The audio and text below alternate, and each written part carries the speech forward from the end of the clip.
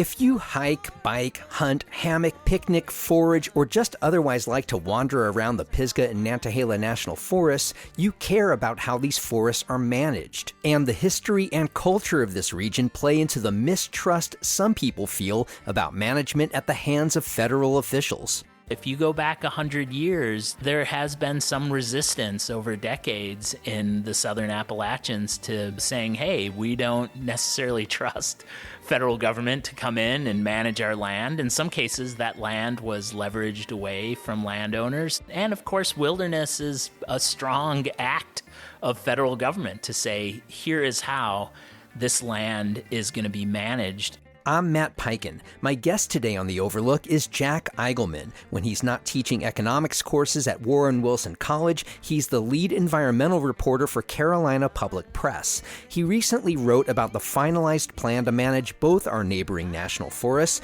We'll unpack his story and also dive deep into the evolving forest ecology and the conflicting politics that shape the plan. If you own or run the marketing of a business in this region, nonprofit or for-profit, podcasting is a unique, engaging way to tell your story. These are called branded podcasts. Your company owns the show, and I'm here to help you put one together. It might be a short series or an ongoing production. You already know about the years of great work I did in public radio and now here with The Overlook. I also want to work for you through my studio, Podcast Asheville. Email me at matt@podavl.com. That's podavl.com. Let's talk and see how I can help you meet your marketing goals with a podcast that's all your own. The new forest management plans began taking shape a decade ago. I began my conversation with Jack Igleman by asking what was top of mind for the people responsible for updating these plans. Number one, federal law requires that every national forest have a management plan. And the last one governing the Nantahala and Pisgah was from 1987. It was revised in 1994, and they're supposed to last 15 to 20 years. So the current forest plan at the time was outdated. And in 2012, the federal government passed a set of planning rules that national forests needed to use in order to create their new forest plan. And the two things that were probably on their mind when they started is, number one, getting the best science available to manage the national forest, and number two, to engage the public at a really high level. You just anticipated a question I was going to ask about what needs to be updated in a sense. You know, the forests don't change in and of themselves. What does change that necessitates updating this plan? A big thing is just the recreational demand on the forest. As Asheville's booming, and it is a major destination.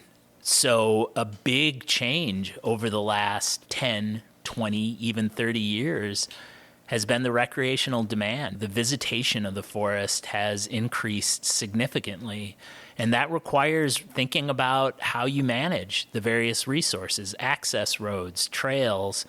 But I do want to say, Matt, also the ecology has changed. The ecology of the forest is really always evolving, and climate change is a big factor right now. So it really forces forest managers to think about what is the best way to manage this forest. Give me a sense of what happens in day-to-day management that's laid out in this plan in a way that is either public-facing or ways in which the public may not readily see. The forest plan is a strategic document. So it really lays out the strategy for how the Forest Service, this public agency, is going to manage the forest. So it's a strategic document, and it's dense.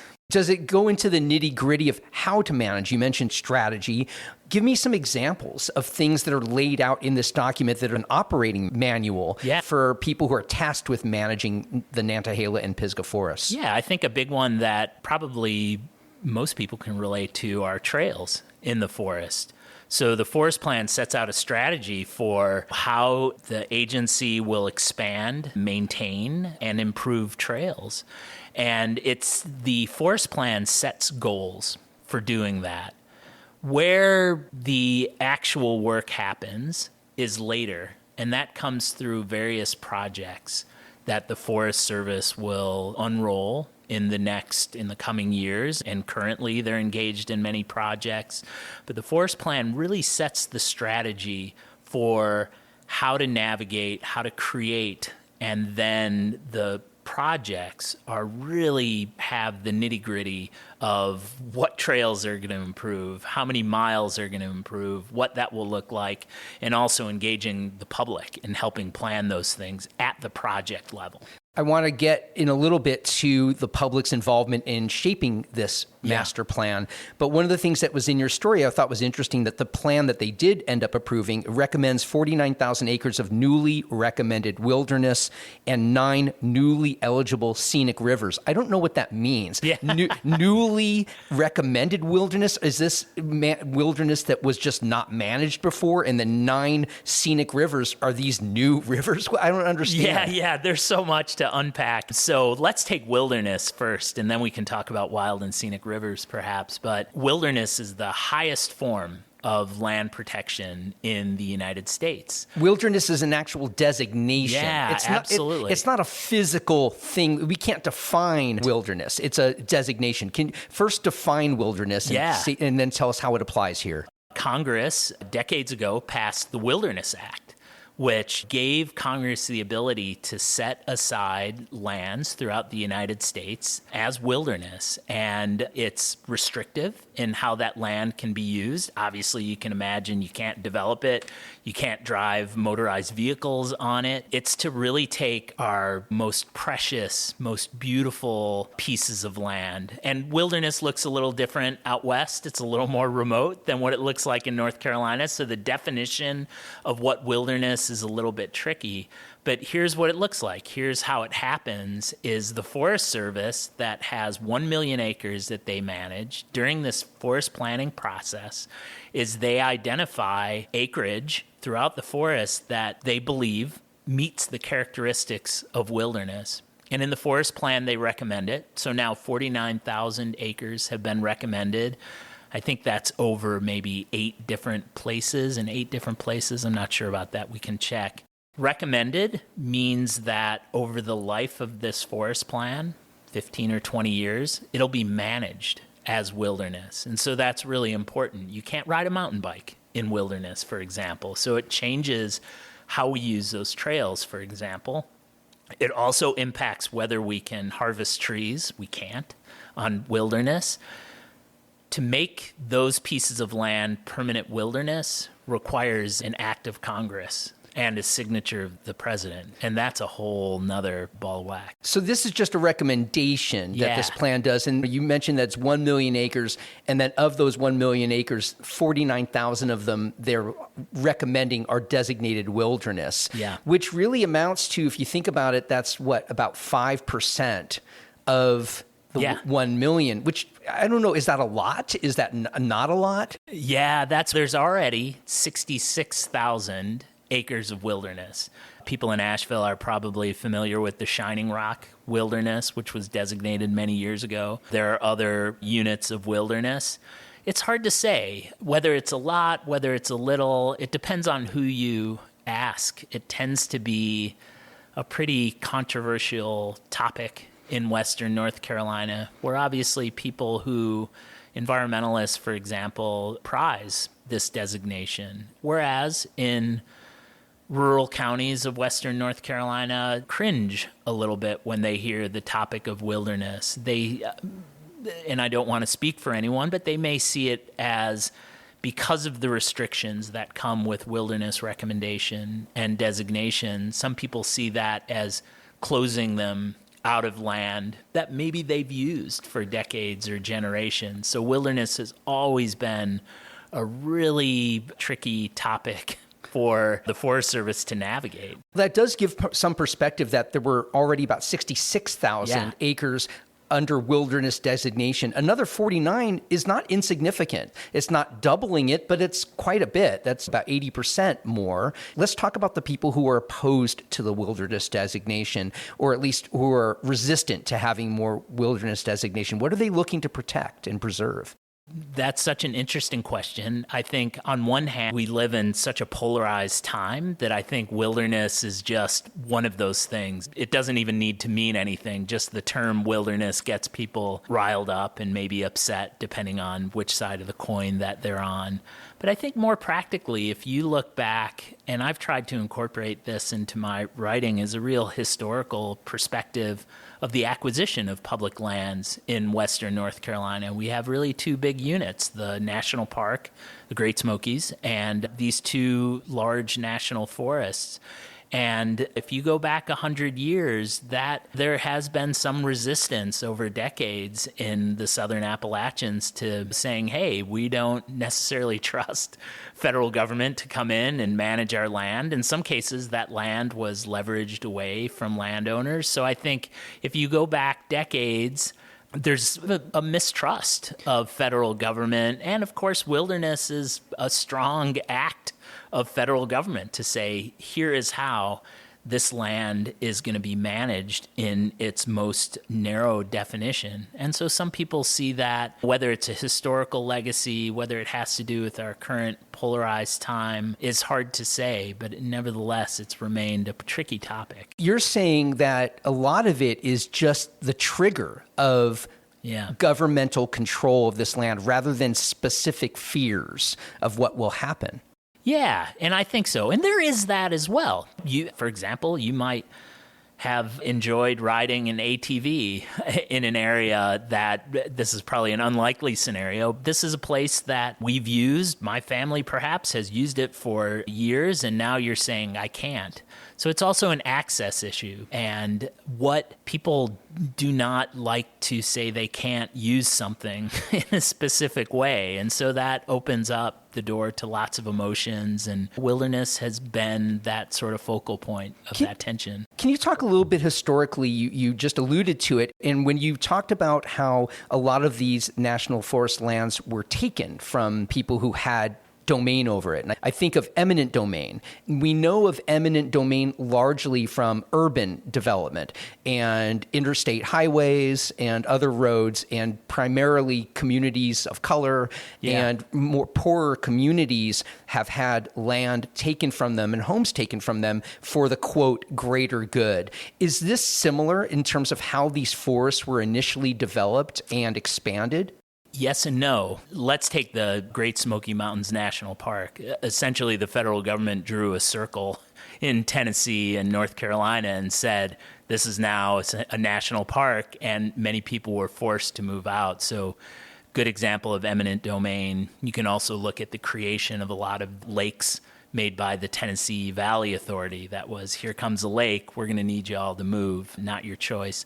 The Forest Service was a little bit different. The first acquisition of national forest was in 1916 in McDowell County near Marion, and all of those transactions were quote-unquote voluntary. So people did not have to necessarily sell their land to the Forest Service. It was a different approach. Was the mistrust that you spoke of earlier, did it not exist at that time? Oh, absolutely it did. It did? Yeah, Then and you can imagine, too, that a lot of Southern Appalachian people who had been here for many years may not have a deed to their land. And the Forest Service was able to leverage that to acquire land. You don't have clear ownership. So I think this is a can of worms, I suppose, but there was some sense of you're fencing in land that we've used as a commons, for example, to graze our cattle. And now you're saying we can't do that. And using legal maneuvering to leverage them out. Yeah, and there's some great historical work done on this, a book called Blue Ridge Commons that I'd recommend to folks, which is a great history of the acquisition of national forests in the area, and it gets into some of that. In terms of the feedback and criticism that came about in the process of developing this plan, does some of that historical residue play into what the feedback was and the criticisms were of this plan? Yes. Talk about that. Yeah, I think a great example of what this looks like, if you go back to the early years of the forest plan, 2014, 2015, there was a wave of county commissions that passed non-binding resolutions that said no wilderness in our counties. So Graham County, Swain County, Cherokee County, other county commissions basically posturing saying, we just want to be clear about how we feel. Now, those are elected officials, right? Maybe 5 or 7 or 6, 7 or 8 or 9, whatever the number is in those counties.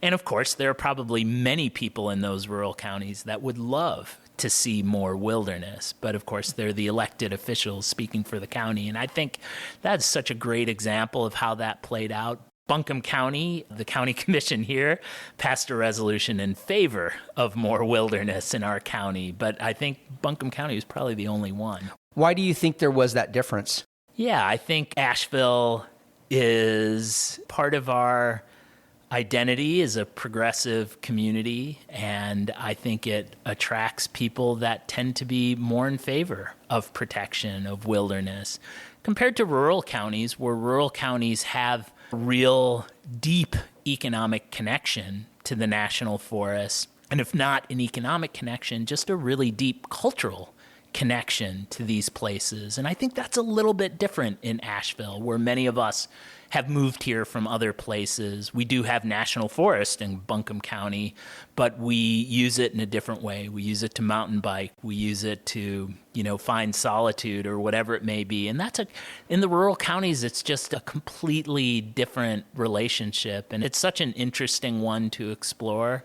And it just underscores the one thing that everyone has in common, whether you're in Buncombe County or a rural county, is just how much we love these national forests for different reasons and different values, but we're so deeply connected to them. And yet, from what I understand from your reporting, that there were a number of environmental groups who came out in opposition. They banded together in opposition to this finalized plan.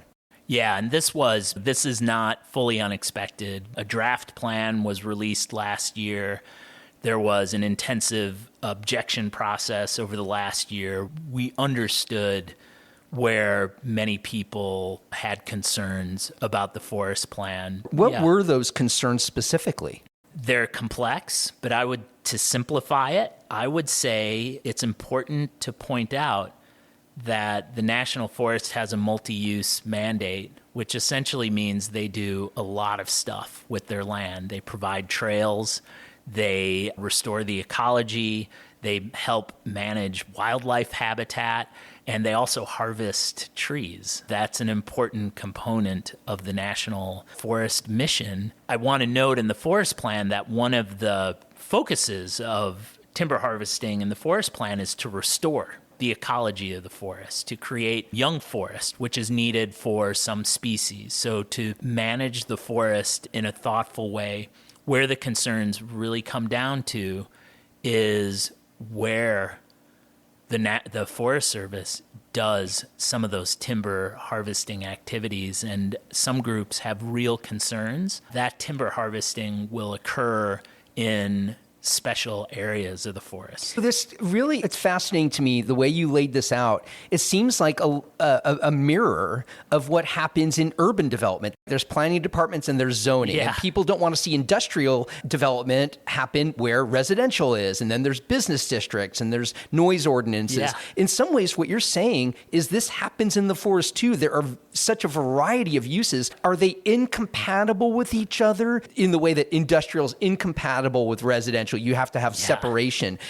Am I off base in likening it to that? No, Matt, that's a great analogy. And in fact, I've heard some people refer to the forest plan as a zoning document, if you will, to say, and in fact, Forest Service has divided the forest plan into geographic areas where different activities occur, as well as different management areas. So There are parts of the forest, like wilderness, like, all right, this is the most restrictive part of the forest. You cannot build hotels here. That's a joke, but you can't ride a mountain bike. It's the most groups have to be limited in size. Whereas other areas, our wilderness is not compatible in a place like Bent Creek, which is just absolutely slammed with people. And yeah, harvesting timber is not compatible with wilderness. So there are many conflicting values in the forest and in places where there are potential conflicts. And as we grow as in this area, as there are more users of the forest, those potential conflicts exist throughout the forest, just like in an urban area, just similar to the things that we're facing right here in Asheville. Matt Peiken here from The Overlook. Just as I interview my guests, I interview my sponsors. Those conversations are what you hear as advertisements on The Overlook. No other media outlet in town gives you that much time for your messages, so your ads don't sound like ads. They sound like advice or points of view that really help listeners. And that's how listeners of The Overlook will come to think of you, as helpful members of the community. Become a sponsor of The Overlook. Email me at matt@podavl.com. Let's get back to my conversation with Jack Igleman. I asked him whether and how hunting is addressed in the new forest management plans. The hunting rules don't necessarily change. There are some places where you can and where you can't hunt. One thing that is interesting to note is that hunters have been largely involved in this plan. They've had a huge influence, actually, on what this plan looks like. Talk about that a little bit. I imagine we hear about the environmental groups participating. Yeah. I imagine the hunting lobby is just as vocal. They're not necessarily opposed to each other, but they have very different interests. Talk about the hunting lobby and how the pressure put on to affect this plan, and how did that manifest in this plan? That's such a good question, and I'm glad we can talk about it. Number one, hunters are aging, and the numbers are declining. It doesn't mean that you won't see a young hunter out there, but the numbers are going down, unlike mountain biking, where numbers are surging. It's a massively growing sport. So I think it's important to point that out. Hunting is also really important in these rural counties that we talked about. And hunters early on in the process got involved with the plan because they were concerned about declining numbers of game that they like to hunt: deer, wild turkey, grouse. And their belief, and I think there's good science to back this up, suggests that the aging forest has eliminated habitat that some of these species need. So grouse need a young forest, they need grassy shrub, young trees. That's the habitat that they like. But as the forest has aged, as those areas have grown up into more mature forests, that habitat is gone. And so hunters have been strong proponents for saying we need to, throughout the forest, actively manage the forest. And that means timber harvesting, for example, going in and clearing out some trees in various spots that would be ideal, not just for game, but also for songbirds and other species that aren't hunted. I think hunting is just culturally, it's important. And even though the numbers may be declining, I think particularly in rural areas, I know plenty of hunters actually right here in Asheville and Buncombe County, this is something that they want to see continue to thrive in the forest. You've talked about a number of different constituents here. You said hunters, they're aging. You talked about how different ecological factors have changed in the last 20 years. There's a lot for this plan to have to approach and address. It's very complex. From your reading of it, what was effectively, or at least balanced management, and where do you think that there were maybe some holes or flaws or over-tending to in this plan? Were there some interests that got more consideration than others? That's such a great question, and it really depends on who you ask, Matt. So I'm asking a journalist who's covering this from a central standpoint and understands all this. Just from your high-altitude reading of this, what's your takeaway? Going into this, I reported clearly through input from people I interviewed is that forest planning is really all about getting a little bit and giving up a little bit. If everyone is a little bit happy but also a little bit disappointed, then that's a good forest plan. And that, I feel, is what we have here. The wilderness, I think, was pretty good balance. Wilderness advocates would have liked more, of course. Some of those county commissions would have liked less. I think they found a really good balance. Where there is some concern is around old growth forest. And a lot of people feel that the Forest Service did not get the management of present and future old growth correct. And that's where you're seeing some of this. In what way? How does that manifest in this plan?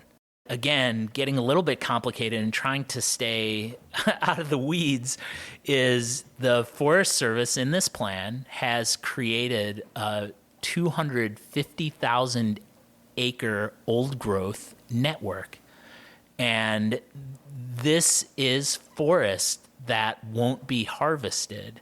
Now, it's not all old growth. Some of it classified as current old growth, but much of that network is forest that is aging that will eventually age into old growth, which is, there are scientific characteristics as to what is old growth and what is not. And here's really the sticking point. If the Forest Service on a future project should find a small patch of old growth, an unknown patch of old growth, that's all that's left. There's no big 1,000 acres of old growth that we hadn't found. What we might find is 10 acres here or 20 acres there. And if the Forest Service in a project decides to harvest a patch of forest and it's discovered that some of that forest has the characteristics of old growth but isn't in the network, then the decision of whether to harvest that or not falls on one of 6 district rangers. And many people are upset with that. They'd like to see clarity around old growth. And if we find old growth, many people want that to be automatically protected and not up to a district ranger who might have a variety of different reasons for choosing to cut that forest. And so, again, getting into the weeds, but that's where we do logging and timber activities is where people get a little cross. You just mentioned that they've identified 250,000 acres to designate as wilderness, correct? Did I hear you correctly? As in the old growth network. And so it's not wilderness. It's just to recognize that these are trees that we want to age. We want some old forest, just as we want some young for habitat. But this old forest, we want a certain percentage of it. And it takes a long time to grow a tree. It takes many decades before it gets even close to being considered old growth. So these are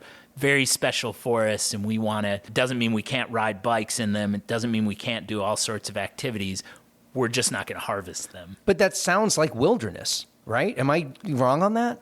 Yeah, I would say we can do all sorts of activities around old growth trees. We can drive our cars, we can ride our bikes. I see. It's much less restrictive. Than what wilderness. We're really just talking about is specifically whether these are trees that we can consider cutting in the future or whether these are trees we're going to leave alone.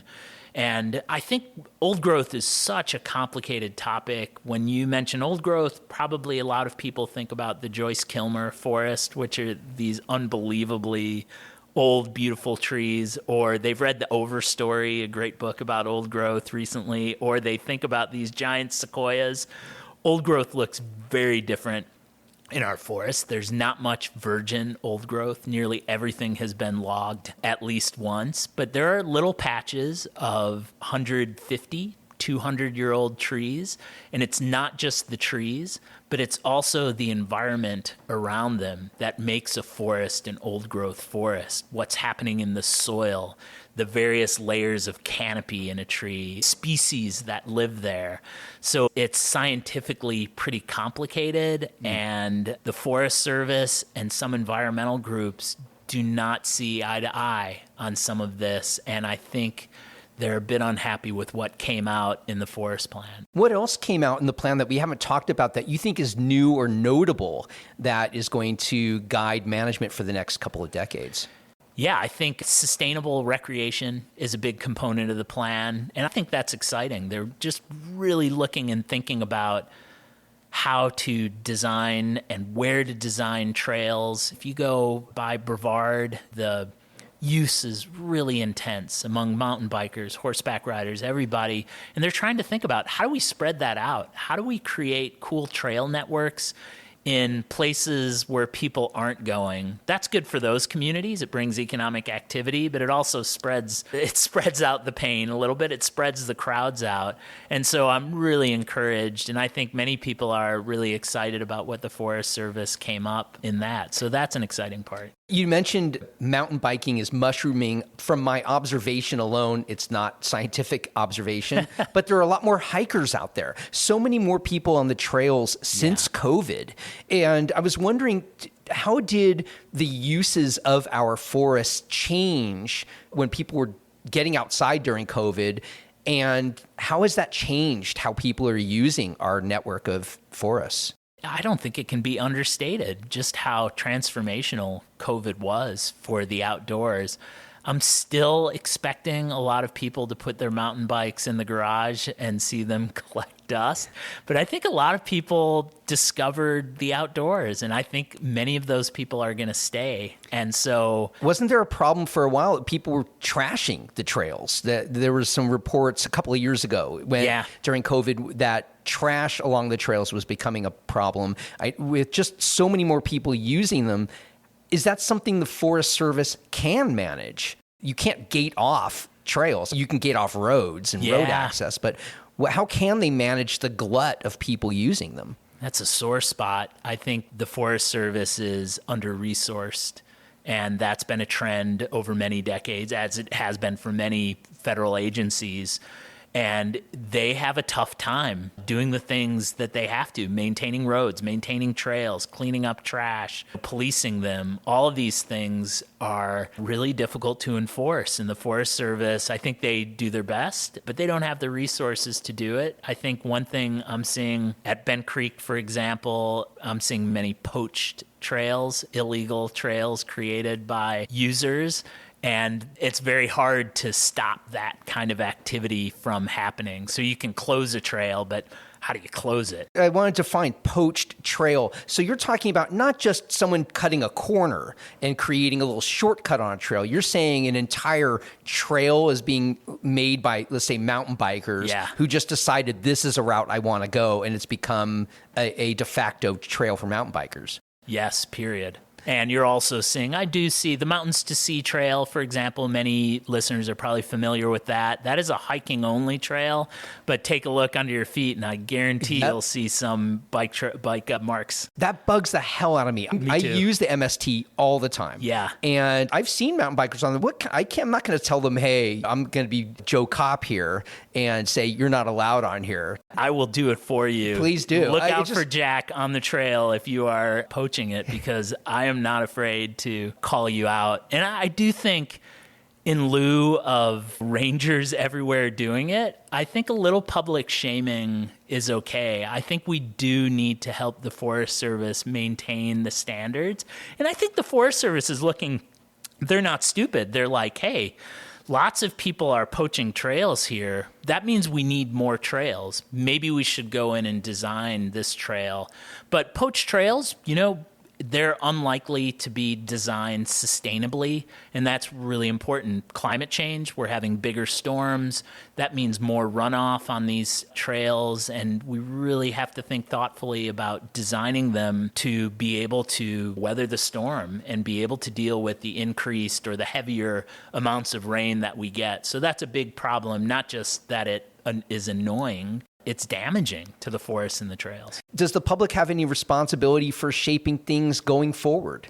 Absolutely. And I think there are a few ways the public can be involved. A big one is to get involved with the development of various projects. And if you dig a little bit on the website, maybe Google Pisgah National Forest Projects, you'll come to a project page.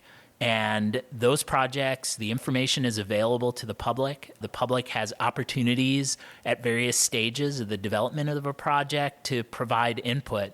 And that's such an important way to get involved. I would say also support an organization that represents what you love, whether that's hunting, whether it's mountain biking, whatever it is, support that organization. They're often on the front lines in figuring out what's best for the forest from their point of view. And then third, I think just really loving the forest, and that looks different for all of us. We need to respect each other and how we use it, whether it's for hunting, whether it's for solitude, whether it's for gathering mushrooms or whatever it is. There are a lot of mushroom foragers in this area. I think keep loving it and respecting it. For me, that'll be yelling at mountain bikers poaching trails, but I also love to mountain bike, and I just get on the right ones. I want to thank my guest today, Jack Igleman, the lead environmental reporter with Carolina Public Press. If you have thoughts about today's topic, I'd love to hear them and maybe pull them into a future episode of The Overlook. Just leave a voice message on our recorded line, 984-278-7301. Today's conversation happened inside the BB Theater in downtown Asheville, which owners Susan and Giles Collard have been so gracious enough to open to me to record my interviews.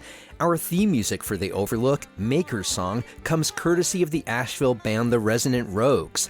The Overlook is a production of Podcast Asheville. New episodes are online by 6 a.m. every weekday wherever you get your podcasts. Sign up for our weekly newsletter at podavl.com. I'm Matt Peiken, and I'll see you on the next episode of The Overlook.